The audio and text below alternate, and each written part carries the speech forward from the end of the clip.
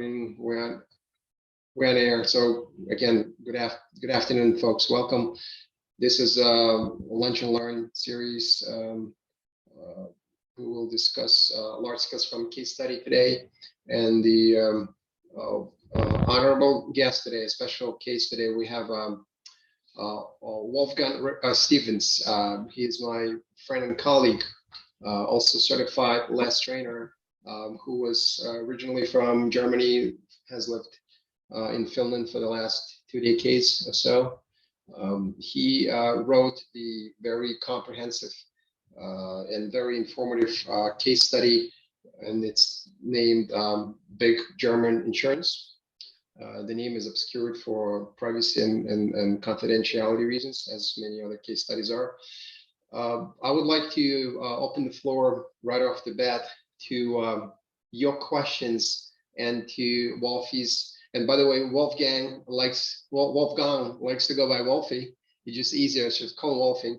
I'm going to open up the channel for questions, and I will also share my screen here. Give me 1 second. There were some questions submitted ahead of time, and if you are here in a call and this is your question or similar to what you would like to ask, just raise your hand and claim it. Otherwise, I would like to use some of these to prime the pump and get the conversation going. But this is going to be really like an open dialogue, open floor, unscripted, and everyone should have a link to the case study itself. If you want to ask a question that's contextual to the case study, I'm sure Wolfie will try to do his best to answer. Keep your mics off unless you ask a question, and your cameras on if you can, so there's more. It's more personal, and also gives energy to any speaker, as I'm sure they'll tell you when they see your faces. Without any further ado, Wolfie, do you wish to say anything, like to introduce yourself in any way different? Yeah.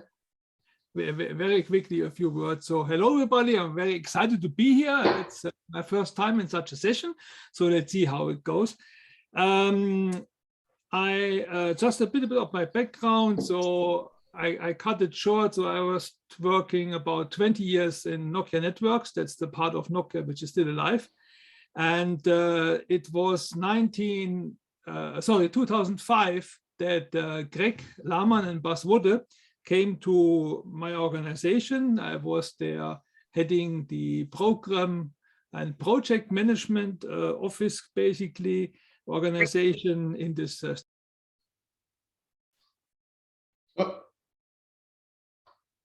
Hold on, you are being muted. Someone muted you. Richard, maybe that was you by accident. 1 second. Richard is going to mute you in a second. Welcome. Yes. Yeah. So I unmute myself. Yeah. Okay. Yeah. So basically, Greg and Bas came there and they said, hey, we want to test out this Scrum and we want to see how it goes in large organizations. And by the way, we don't need project managers anymore. Yeah. So that I said, okay, but you don't have any clue what you're talking about. So please, there is the door, more or less. Yeah, this is not going to work here. Yeah, we need project managers and stuff like this. So anyway, they found a whole bunch of organizations, product lines who wanted to do this, and basically they did this. And so the learning curve started for all of us in the entire organization to basically understand what does it mean, what is working, what is not working. And so basically LESS was then created there also as one of the places, and it was very, very much empirically created. So that is, I think, something important maybe to understand. And I was in a way growing up in this kind of culture. You know? So we did also one transformation with what is nowadays called SAFe. At that time, there was no SAFe, there was no LESS, but so I also a little bit looked at how this agile release train is actually working. That's just on my background. Okay, so first of all, thank you for reading the case study. I hope it wasn't too boring. Well, we hope people read it, at least in part, at least some people, because it's pretty comprehensive indeed, yes? Yes, it is, yes. And so let's look at the question what there are. So the first one, what you had collected was the 4 or fake Scrum team product owners component teams as a one-to-one ratio. Why? Well, maybe the author of this question is here, and you could help me out if I got it right, what you tried to answer here. So the organization changed from a functional organization to a Scrum-based organization. And they did have 2 pilots. So there was 2 teams who were pretty much working independent, and they were testing out Scrum in these 2 teams for about half a year. So they had then 1 product owner there, 1 Scrum Master, so classical Scrum basically. And then they said, hey, let's do this for the entire organization. So this means that we had about 120 people who were doing developers. So all the architects were still there and other support functions were also all there.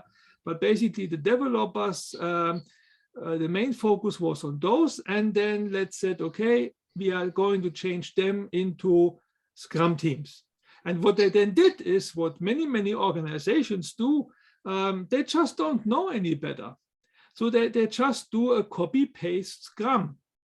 So this means you have now maybe 8 persons in the team, and then you have 1 PO, 1 Scrum Master. If you have 80 persons, you do 10 times the same thing.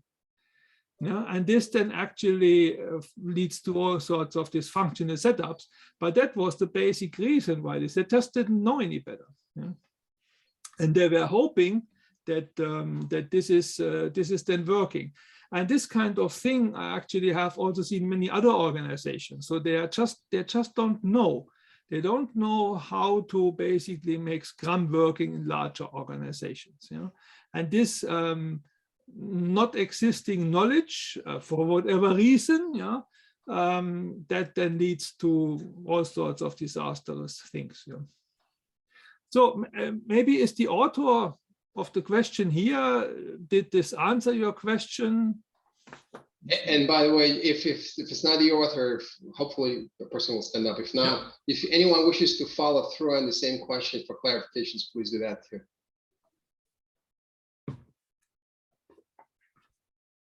Specifically around one-to-one ratio, fake Scrum or faux Scrum, as it says, component team being treated as a Scrum team, and why the reason why there's a one-to-one ratio. Anyone has any follow-up questions in this?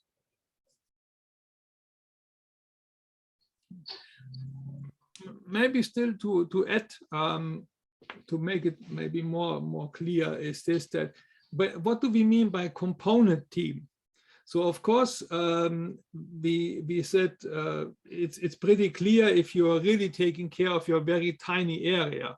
But what I now have experienced also, and this was partially there also the case, so that we talk about system components. So they're not taking care of one tiny component, but already a bunch of components. And that's already, like, of course, much better, but still it's not yet end-to-end. Yeah? And then that also was there. So they had so-called system component teams, but let's say to simplify it, it was basically just component teams. And so they still had then this trouble there. You know? Yeah, stuff. Thank you. Hey, go ahead. I don't know, comment, suggestion on the format. So, you know, Gene does a lot with us sessions where we talk about, we learn, right? We learn. I was really hoping to get out of this call an experience, right? Hear someone's experience, what they went through. What did this company go through trying to do this? So again, I don't know how many people on the call got to read. I know I didn't. I don't know if we can do a quick vote or anything. But anyway, just a suggestion. I would like to hear the story. Mm-hmm. Just something I would be interested. That's it. Thank you. Okay. And Jim Weinhardt here, just wanted to share too. I think we see a lot of examples of this. I'm a coach in the consumer and small business banking area, and we do see a lot of teams that are organized around the applications that they support or the components that they're part of, rather than around, you know, true feature delivery. So I think we're, as we're just kind of getting started, or I should say starting to mature, in more scaling methods than or descaling methods in our case. We're still seeing a lot of that, where the teams are organized around components and organized around the organizational structure of the group, not around the delivery of the work or delivery of value. So I think we have a lot to learn from you. Mhm. So Wolfie, Okay. go ahead. Between Jim and Asaf, see if you can Yes. fill in Okay. some gaps. Yeah. So, well, basically, what I said, I in this way I can only repeat. So they just didn't know what to do. There wasn't clear urge to change. Yes, we need to change. We want to test agile way of working, whatever this means. Nobody knew what it means. Yeah. So they had really no clue about this kind of stuff. So I also gave them lots of training in this way, and lots of hands-on training and personal, let's say, discussions, yeah, with the department boss and so on. But basically, they just didn't know any better, and the management decided this is the way to go.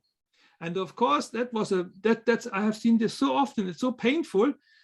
Basically, as an external coach, you come into this mess. That please invite us before you make these decisions, so you can make better decisions. You can make more informed decisions. You know. So, but no, they didn't. Yeah, the management knew already everything. One guy was so arrogant and said, I have read on Wikipedia what Agile is all about, and that's it. I know enough now. And so with this kind of half knowledge or very little knowledge they had, they went into this whole thing, and then they said, okay, we are just copy pasting these teams. And then because we need some kind of chief person, so they had this chief product owner, but this person didn't know what to do. Yeah? So this person left after 2 months because it was a chaos. Yeah? And what this led to was that it was a total chaos. Yeah? It was coordination chaos. And they had release cycles of about 3 months. So in midways of the release, so after 3 sprints, basically, it was so that the chief of the department, the so-called program manager, who was there active still, he basically said that that's enough, yeah, because he knew that if they continue like this, they will not get anything done. So basically, he called emergency break. And what he then said was, and this actually triggers the next questions, what you also have there. And that was very, very important to me. Basically, he said in the middle of the release that now I give you the list of features we need to do. You know? So what is this? This is nothing else than one prioritized backlog for the entire organization. And then I said, then this was then basically there, and then we discussed about this, and he said, okay, now the entire organization is working on this. Another very interesting, important part is that people said, well, but if I'm now supposed to work on this feature, I need to work with other colleagues, not with my team colleagues. Or other people said, well, if everybody works on these features, I cannot contribute. So what I'm supposed to do? Yeah? And there, this program manager, this boss was, I would say, pretty brutal and direct. And he said, well, guys, I don't care. Yeah? We put now this entire organization was about 120 developers. Yeah? We put them in some kind of task force mode, meaning that these are my top 5 features I want to get done in the next 3 sprints. I don't care who is going to work with whom. It doesn't matter, but we need to get this done. And so basically, in the end, they got the job done. Yeah? So that they got this 5 features still done. And this was about 25% of what they normally would have been able to achieve if they would have worked in conventional ways. So that was a significant drop in productivity. Yeah. And that actually opened the door for change. Because there has to be a reason for an organization to change. And if you know that to change an organization in a kind of less way, it is for many people a more significant change than if you just change tiny increments. You know? So, but then there was the willingness to change. And what then happened was that I said, well, look, this went very well. But how about we do this one prioritized backlog, not in the middle of the release, but in the beginning. And we start with this from beginning on. Everybody was nodding. Yeah, everybody, yeah, that makes sense, Wolfie. Yeah, let's do that. Yeah. And then I said, well, but you also saw that, and this actually comes to this how the things actually went. Yeah, so this sequence of events. So basically, then it was so that we said, hey, but you saw that the teams don't fit. They are not fit for purpose. So yes, we have good working teams, but they cannot take care of one entire feature all by themselves. They are not what we call in this feature teams. So that they don't have all the skills yet. So we need to mix the organization again. And that was very, very difficult. Why was this difficult? Because the manager was afraid to lose his face. Yeah? So that was the main reason, because they just had an organizational change 3 months ago, which was significant. And now they would need to change again. Then basically they said, well, we have basically failed as managers, yeah, in creating an organization which will work. And I must say that this was mentally the biggest hurdle, actually. You know? Anyway, at some point of time, they got over this. We discussed a lot, and they figured out a way how they can formulate this, communicate this change so that they don't lose their face. You know? By saying, well, we made an experiment. Now we have learned something that this doesn't work. Yeah? And by doing so, basically, they were pretty okay to stand in front of everybody, to their bosses and everybody else, yeah, who do this. And then we said also, and now I'm coming to this question, which you asked here, well, how should we then organize the people? What are the kind of surrounding conditions? And that basically said, well, let's define what's your product. Because the first day when I'm coming to an organization and I'm there in the beginning and the first day or so, I'm asking, what is your product? How do people see your product? And very often I get an answer like, well, there is a portal, there is a rich client, there is the this application, and what they are telling me is the architecture. But they're not telling me what is the product from a customer point of view. Yeah. And then we said, okay, we need to define the product. So what is our product? And the product, what they had was basically... Hey, sorry. 1 second. Richard will unmute you. He muted Nisha. No, you're back. You're back. Yes. You're good. So that let's now define what is the product. And now what did we do there? Well, we said basically this is an insurance, so that if a person, if you, for example, one of you is going to the car dealer and buying a new car, then this car dealer might say, hey, Gene, you are a very busy guy. How about you get right away all this insurance is what you need? Then you don't need to go on a hunt for the insurances, and I have a very good offer for you here. And then she would say, okay, yeah, sure. I'm a pretty busy guy. I have better things to do than looking for now insurances. It seems feasible, so I take it. Yeah. And this was basically their main business. So that when you as a private person or as a business person, whatever, doesn't matter, you go to a car dealer and you buy a car and you want your liability and comprehensive and what is all called, then basically you can do it there at the car dealer as a package price. That was the main business. Then basically it was so that if you then later on, you change your address, you change your invoicing information, or you have an accident and you have claims and stuff like this, you need to file for those. That's then also which caused some additional work to be done, so that then the insurance clerk, who is basically taking this kind of things, can then handle this. So there was some adaptation to be done. And now you see this was basically the insurer's business model. Yeah? You have contract underwriting, you have contract modification, and you have claims.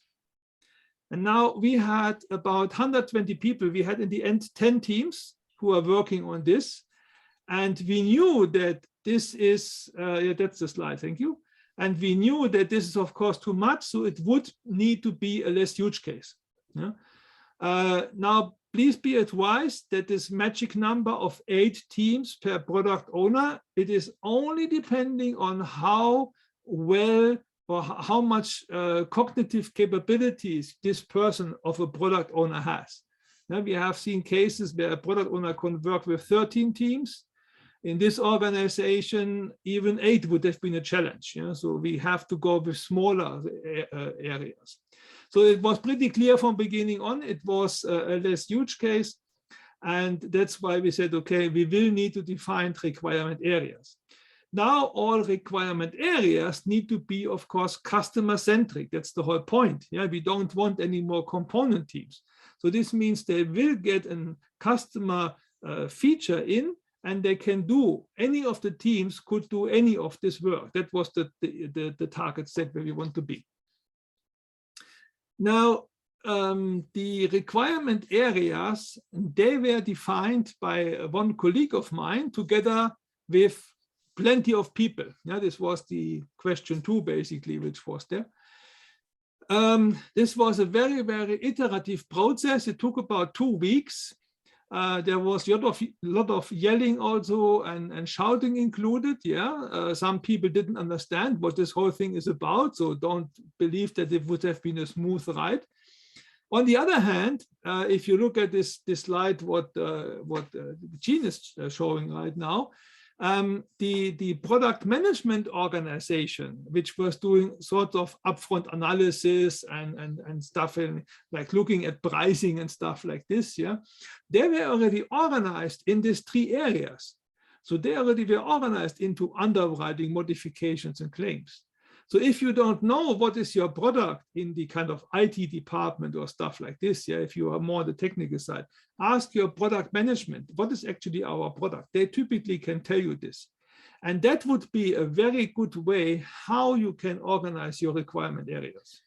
So, Wolfie, just, and this is, I want to ask for one clarification. In fact, this is probably one of the most, contentious points, sticky points for many folks here. So could you please ask more questions on this specific topic?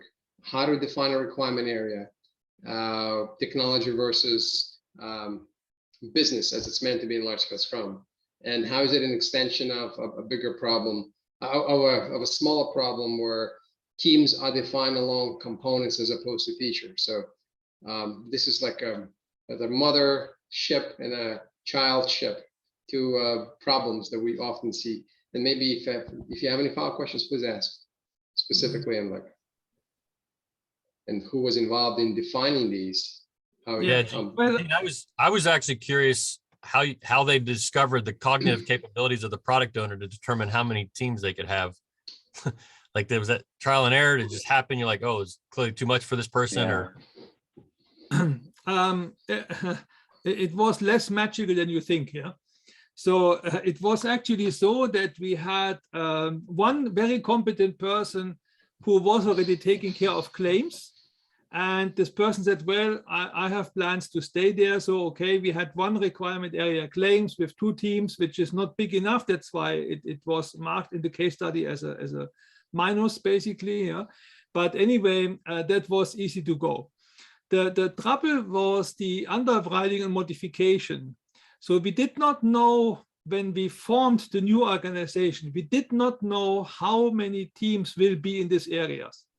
But we knew that the biggest part of the work is currently in underwriting.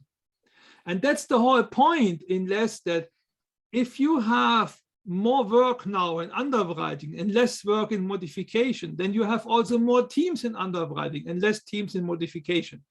And if you later on say, hey, now we have more work in modification and less work in underwriting, the product owner, the one and only, can shift the teams from one area to the other. Yeah. So that is the whole point in this, that you want to have this flexibility. Now, how we defined this was such that all this 10 team product owners, what we had before, they were of course all technically competent. They were all previously team leads, so they were spoon feeding their teams. They did all the analysis work, so they knew their stuff basically. Yeah, and those people together with the architects, with some really key developers, those people together were actually bottom up defining the requirement area. So they were looking at, hey, which components do we need to touch if we now want to get this customer feature done? Aha, this and this and this and this components. Okay, so this would mean that this could form one requirement areas. So, and this would mean we need this and this kind of people in there with this and this kind of skills in general. Yeah. So that's basically how they had for the preparation of the self-serving team workshop, which was done there. Yeah? So this 2 weeks upfront work in defining your product. And I must also say that the other coach who did this, he was extremely competent, and he really understood what it means to be customer-centric. And he was their very big help basically in defining them also. You know? And he actually worked there earlier as a programmer.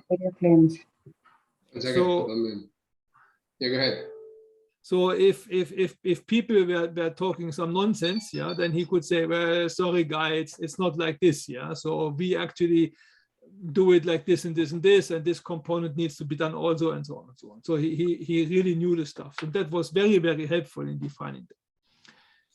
Now, there was a question of how did this then actually happen? And now we had this requirement areas defined, and this was just like the frame, the boundary condition. So we didn't know yet who is working where. And that's basically question 2 also, and partly question 3 here, what you had. So what we then did there was that we did this self-designing team workshop. So we actually called about 120 people into the cafeteria, and we invited them to form a new organization. This is the whole point of a self-designing team workshop. So this means that we had there the program owner, the program manager, who was actually the program product owner in a way. So this person was saying, hey, this is now what we are going to do. We need a new organization. You all saw what kind of chaos we had in the previous release. We don't want to repeat this. We want to work more structured, more efficient from beginning on. Everybody was nodding. Yes, very much so. So this means that we need to have a new organization. Okay, clear, everybody understood. And this is how the direction in which we want to go. This is what we want to achieve. We want to be able to establish these requirement areas, or we call them here product areas, so that we can get one feature by one team basically done in one or several sprints. Yeah. Okay, quick question, if I may, and someone just pinged me privately. What was the approach to select a product owner to play the role of our area product owner and the overall the product owner? Was it someone who sat underneath the managerial level, a layered structure, or was this the more authorized, more empowered individual taking the seat as opposed to delegating the seat? First of all, the product owner was actually the program manager, was equal to the department head, because this person in the end of the day did a lot of business decisions. However, the real product owner who then said again, like, which customer we are not tackling, are we tackling this car dealer or this car dealer? This was sitting in the product management organization. The product management organization was not part of the LESS study, basically, of the transformation. Yeah? Because they said, well, this doesn't belong to us. This is just IT stuff. Yeah? All this agile doesn't touch us. This is all IT stuff. Yeah? Of course, we convinced them that this is, and understood that basically this is not fair and this is not true. So they also need to change their way of working. And they did this basically also. So then in the end, the next step would have been that the real product owner and the real APOs would have come from that organization and not from the IT organization. So in this way, we had to construct what you call in less a fake, temporary fake product owner and temporary fake area product owners. How we choose those area product owners, let me just finish this, then I see the hand. It was so that you remember we had these 10 teams basically who were then later on shuffled in this organization here. And this means we had 10 so-called team product owners. Yeah? And out of these 10, we basically found with a lot of discussion our area product owners. Yeah? So this means that there were people who were, of course, afraid and they had worries and all sorts of stuff, but a lot of talking, a lot of education, and they need to go into themselves. I really understood what this is all about. And then they found basically 2 people who are willing to apply this and to test it out. And then another very important thing, tiny thing, but important thing, in my opinion, is that these area product owners wanted to sit with their people. They wanted to sit close to their teams. I said, no. Yeah? I insisted that they sit together. So there were then this area products are sitting together in one part of the corridor, and they had close communication. And that, I think, was very, very important. So they don't need to sit so close to the teams.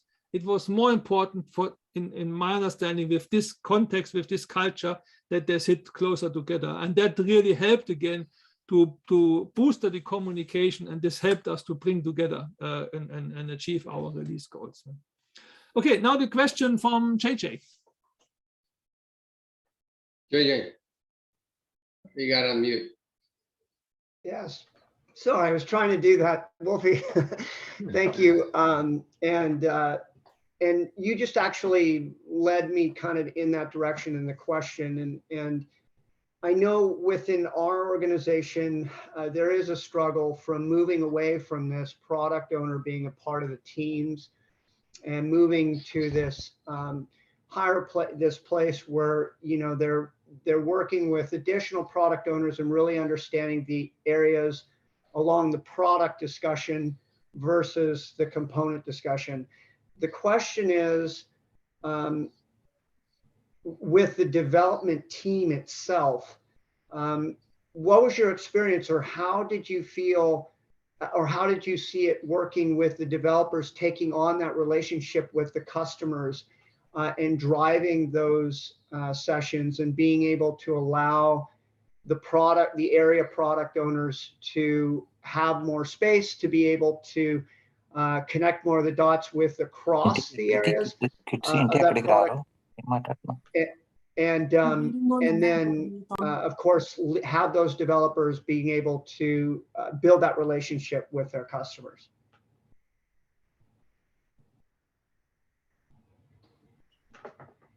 How do you think? Well, I'll mute you. Hold on a second. So basically, good question. So people were a little bit like, I would say, something between confused and worried and curious.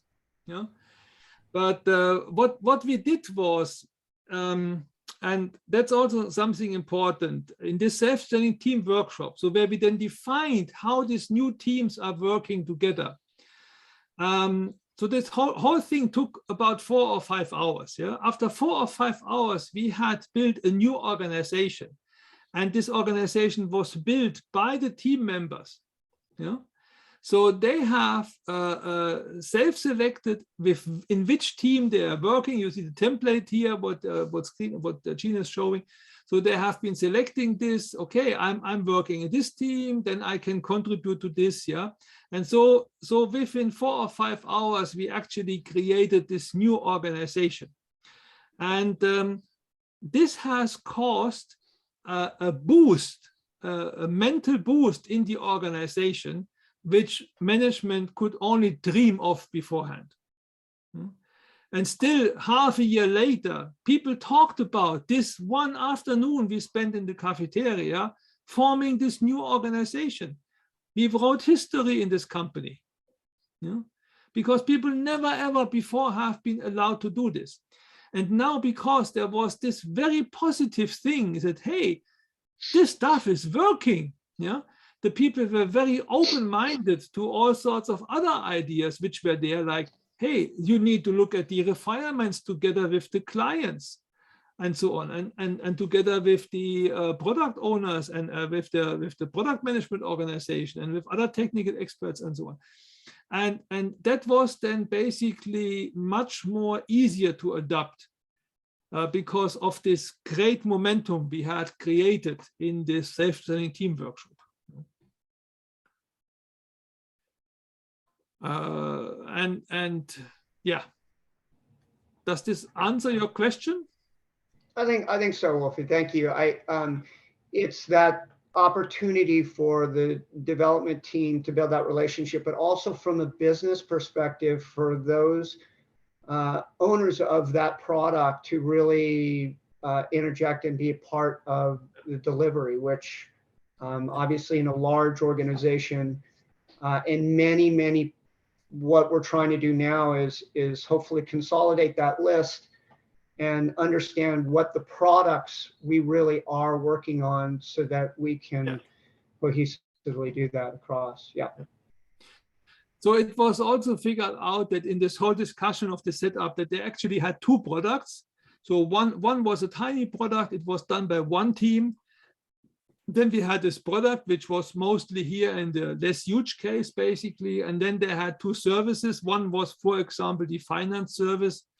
The end of the month is the end of the month. It doesn't matter if their Scrum says A or B. It's the end of the fiscal month. You have to do your bookkeeping and you have to do your stuff. So that's why, for example, this team did not work by Scrum with Scrum methods because it just didn't fit them. It's end of the month is end of the month. So that's why in the end we had actually two products and two services, but the less huge study focused then on this one big product, this car insurance stuff. Then the next part was this. So if you look at the flow of events, so we had Monday afternoon, we built a new organization.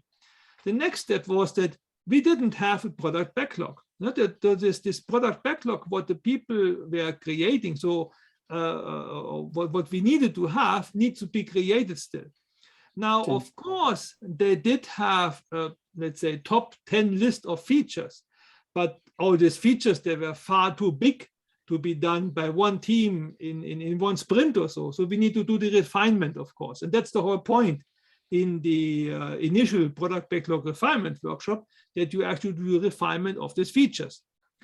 And so that we did basically, and all the work they did beforehand, all this 2 months analysis work, what they did beforehand and slicing into technical stuff, all this we throw literally in the trash can. Now the knowledge what was created by this, that was of course still there, but the items per se, the items themselves, all this was thrown trash can and we created everything again new from scratch. That typically takes 2 or 3 days. Of course, here we didn't have time, as usually, we never have proper time to do this properly. So we did only 1.5 days and we got enough items to at least have the next sprint been done. And then there would be, of course, another refinement, so we could then go on. And so we get to start the stuff moving. So there was 1.5 days of initial product backlog refinement.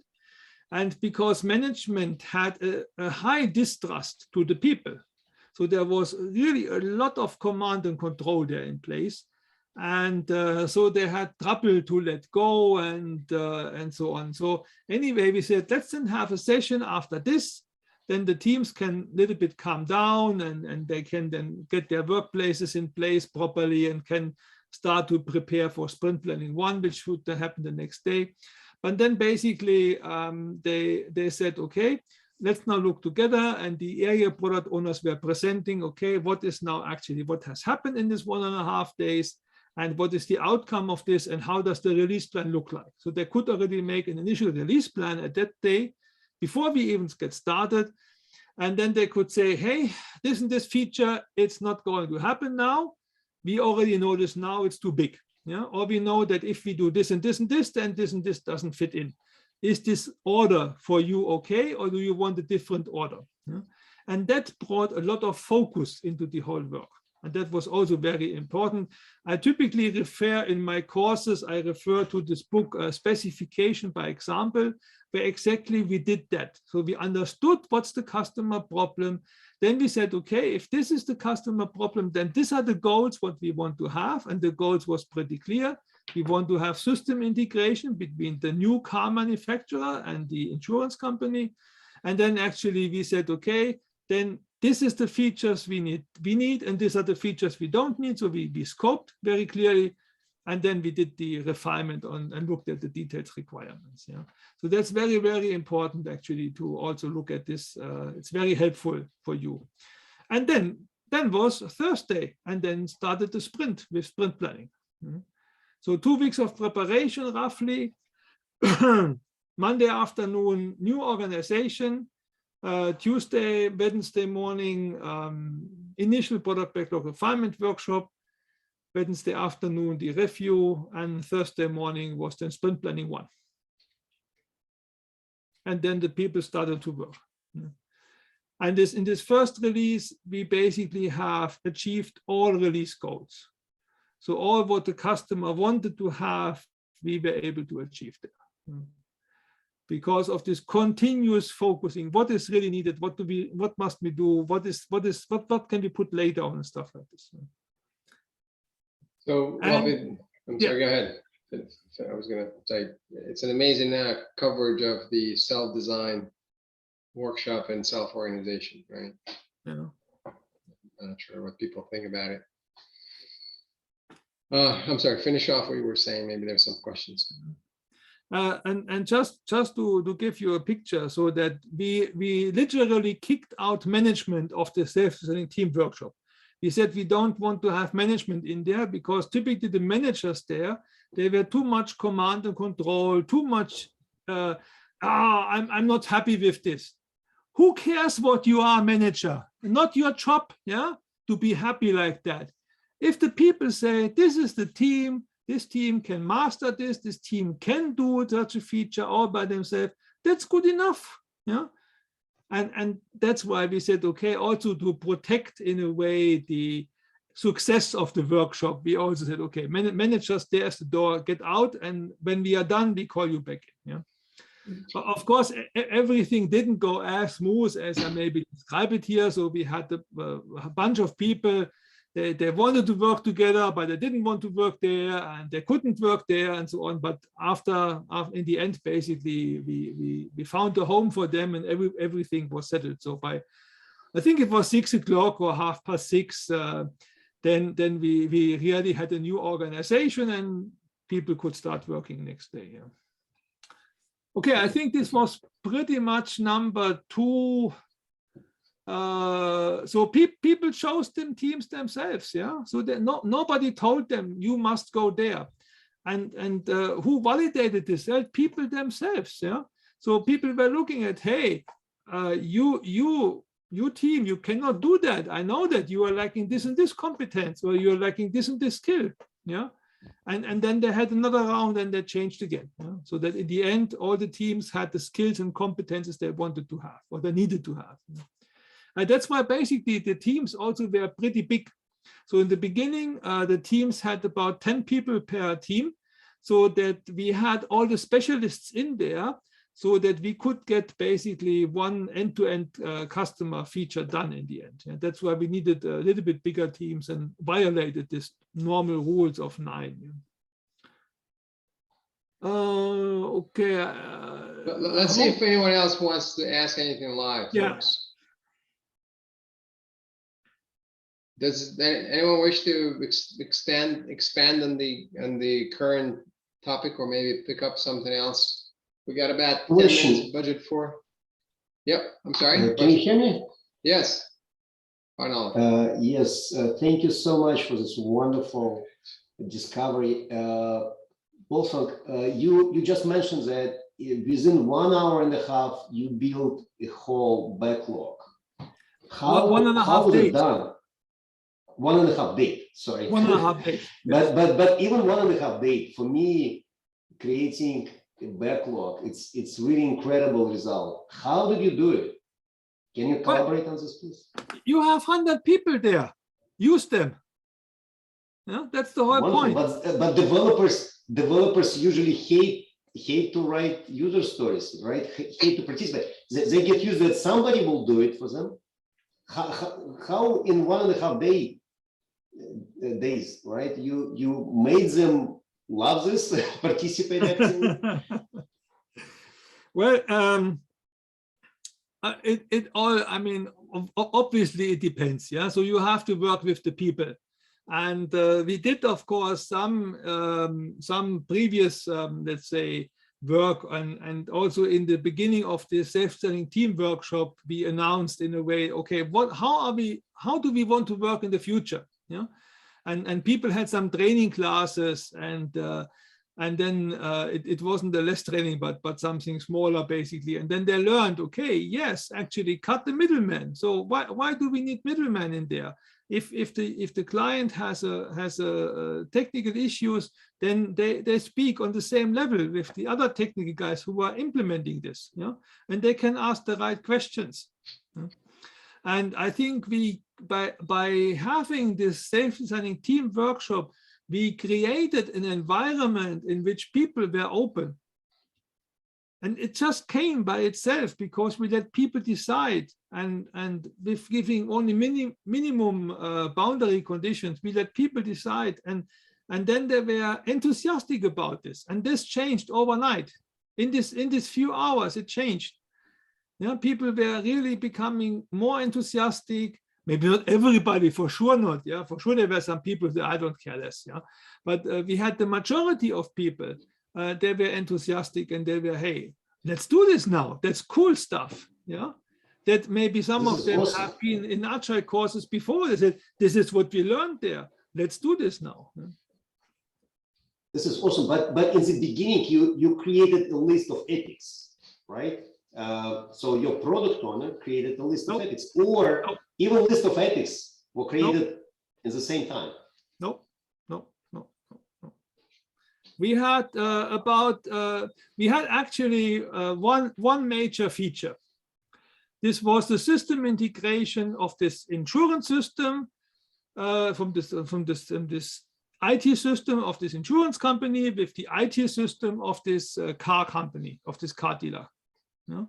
So that if one of you, let's say here, somebody would be the car salesperson, yeah, that you want to have your provisions, of course, when you now sell an insurance, and all that IT stuff. That was the big work of this first release. So it was actually pretty clear what we want to achieve there. You know? Thank you. Wolfgang, yeah, go ahead, Wolfgang. That's actually independent of this. So what you need is a clear direction, and then typically people will get enthusiastic about this. I have not seen any organization where I have coached where this did not happen. Yeah. So that's just my experience. So the people will get enthusiastic about this if you say, this is where we want to go. You please figure out how to get there. Of course, I have then also seen that management comes on top of this and says, oh, you also must not do this and this and this and this. And then people say, well, we have no clue how to do this. So then again, you go 3 steps back. Yeah, then you have to start building up again. Hey, Wolfgang, we got 4 minutes remaining. And okay, 4 minutes. Okay. Yeah. So how long? Yeah, too much to talk. No, that's plenty of time. We can maybe stay for that extra 5 unless if people stop dropping. The number 4 is pretty straightforward. So the all these area product owners and the head of department, which was also the product owner, basically, they formed the so-called product owner team. And then just before I left, they started to agree that they want to have a daily stand-up. So they met every day for 15 minutes, and they just started to sync more. So because they felt they were too much apart, so they needed to sync more with the product owner. So then they created a sync meeting. So, and all this goes into this whole context of experimenting. Yeah? So you need to find your own way. So there is no blueprint which will work in your scenario. That's the whole point. Yeah? You need to start experimenting. See what's going to work for you. Okay, this is going to work better. Let's keep on doing this. This is not helping us. Stop doing this, do something else. Yeah?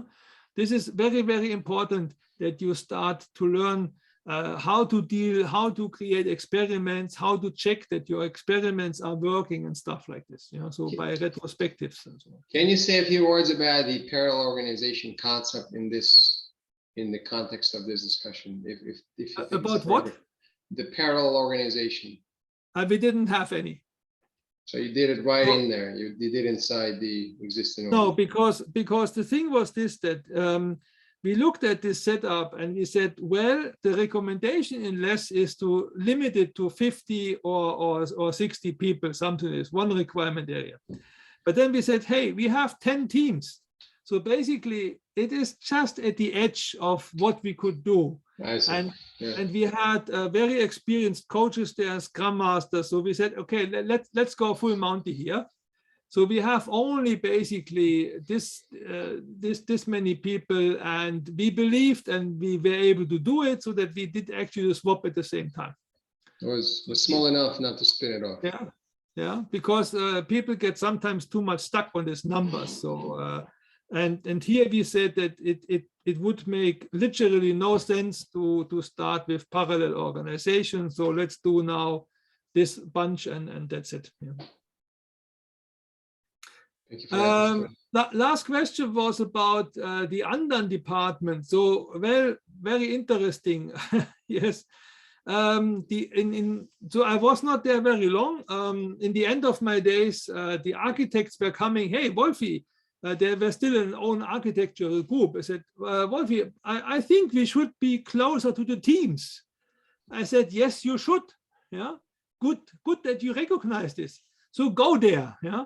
And but I don't know actually in the end if they went there. And then we had also this team who dealt with the incidents. You need to imagine this for those who read it, that basically the whole system testing, the regression testing was done manually in India. And so this means that the guys in Germany created created software, the guys in India were testing this, and then they communicated through a ticketing system. Some people know it's called Jira. Yeah, it's a ticketing system. It's nothing else. So don't use Jira ever for sprint backlog. And product backlog, I would also strongly not recommend. When you say Jira, you mean Jira. Jira, yeah, Jira. Okay. In the United States, we call it Jira. Okay. But now you know what I mean. Anyway, so that they were communicating via the system, and then they had an own group for all these bugs, because there were so many bugs, of course, as you can imagine, to handle, that then basically they were then parallel to the product owners and APOs dealing with the bugs. And then they realized that, hey, we shouldn't do this anymore. Yeah, we shouldn't actually exist. And then there was one of the ladies that was working there. We had a discussion and said, hey, I think maybe 1-2 persons need to be supporting this, but all the other 5 or 6, they can go and do something more meaningful. So let's do that. Yeah? The problem was that the manager of this group, and this is classical Lahmann's laws, yeah, the manager of the group said no, because the manager of this group measured himself by how many people are working for him. And he would lose people. This means he would not be anymore as much respected by the organization. Yeah? And that's why he said no. As the end result was that the person left to another company. Actually, he went to BMW to work there. And the incident department was still alive for some time. And I think then maybe some years later, they shut it down or so. And also release management was, actually, they didn't know what to do. They literally didn't know anymore what to do. They were just standing there and saying, okay, what are we doing? You know, the guys are taking care of all the work. And then luckily, because they had Jira, there was so much work, maintenance work for Jira itself to be done, all the links between all these what Jira calls epics and stories and stuff like this, and all these fields what you have to fill in. So they were basically the Jira police running after the people to make sure they have all the entries done. Totally insane, yeah. I mean, but okay, don't get me started on this one. But anyway, so they had some work to do. Yeah? It wasn't meaningful work. Yeah, it was really actually wasteful work. But anyway, and then DevOps is a very interesting topic because the guys were actually also responsible for operations. And there was a big discussions about this. Do we want to have an own operations teams and separated from developers? And in the end, it was so that we analyzed this, saying what kind of work is there really coming? And then we realized that plenty of the stuff is actually failure demand. So it is demand because of a crappy system. You know? And if we change the system, then we don't have so much failure demand. This means we don't have so many bugs coming in. And this means our operations part isn't anymore as heavy as we thought originally. So then these operational problems which are coming in, they are then really problems, yeah, real stuff, and not this kind of fake stuff. That was a very interesting exercise we did. And it has actually shown that it was a good decision to keep operations and development together in the same teams.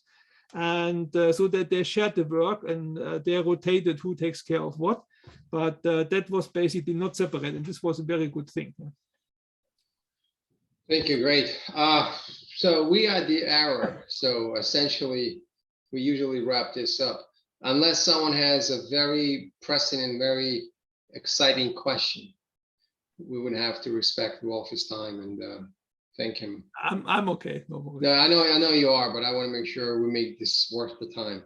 So Wolfie, does anyone have? Yeah, go ahead, Sanjay. This Scrum Master Sanjay, I just had a question about how you got the buy-in from the managers, because the challenge I'm hearing from the managers that I talk to is they feel like I'm not allowed to do this. I would love to have self-forming teams, but I'm told that I have to deliver this on X date, and I'm not allowed. I don't know what to do. My hands are tied. Yeah. Well, in this case, I was talking with the department manager, if you want to say so.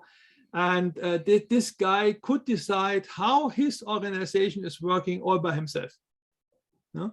So he had the right decision-making authority to say, hey, I want to restructure my entire organization. He could do that. No? And the challenge was that, and basically why he actually went with this is what this basically is, in my opinion, was like this, that he was afraid that he cannot go on like this chaos release with this copy-paste Scrum. You know? It was a total disaster. And he was basically saying that if I deliver one more like this, most likely I need to leave the company. That was my understanding of his personal motivation to really shine and glance, and do something great for the company to get it working. Said, well, if you want to get it working, if you really want to change something, you have to change something. Other way around, nothing changes if nothing changes. And that was really the point. And yes, he bought into it. And we had a lot of discussions. I think for 3 months, we sit together every day for half an hour, 1 hour, and discuss stuff, just to get a common understanding of how things are going and that there's different way of thinking and stuff like this. So that was where I was discussing with this person. And that's the time you need to invest as a coach or as a Scrum Master, really. And then if you have found your decision maker, then go for it. Thank you. I appreciate your comments. Very much. Hey, thank you for the question, Sanjay. And Jim. I was just going to say, not a question, but just a comment. I just want to say thank you, Wolfie, for explaining this. I think some of the challenges that you described are very familiar to us. We have the same challenges here, and it's really nice to see that there's a path forward and something on the other side of those. Yeah. So I just want to say thank you very much. I found a lot of good information here. Thank you. And folks, thank you very much. So thank you, Jim, for coming. I am going to actually see the numbers of people drop. So first of all, a couple of things. First of all, many thanks to Wolfie. Many thanks to all of you who came out today. Wolfie's info should be available to all of you. It's very transparent. if you have any additional questions, just reach out and ask about the case study or anything else you wish to ask him. I'll also have the recording available in a little bit. Takes a little while for it to download. Thank you again. I have some people pinging me offline, thanking you for doing this a lot, because I think the chat is blocked here for everyone. So they're going backdoor and thanking you. Thank you. All right. I would like to ask you a question, Wolfgang. What would be the easiest way for communication? LinkedIn or? Yeah, LinkedIn is fine. You can find me there. Very easy. Yeah. Well, awesome. Excellent. Thank you. All right, folks. Really Well, appreciate it. yeah, thank you for the question. Very well. We're going to wrap this up, folks. Thank you. Enjoy the rest of the day. Have productive work. Do a little more with less, or do less of something that doesn't add value.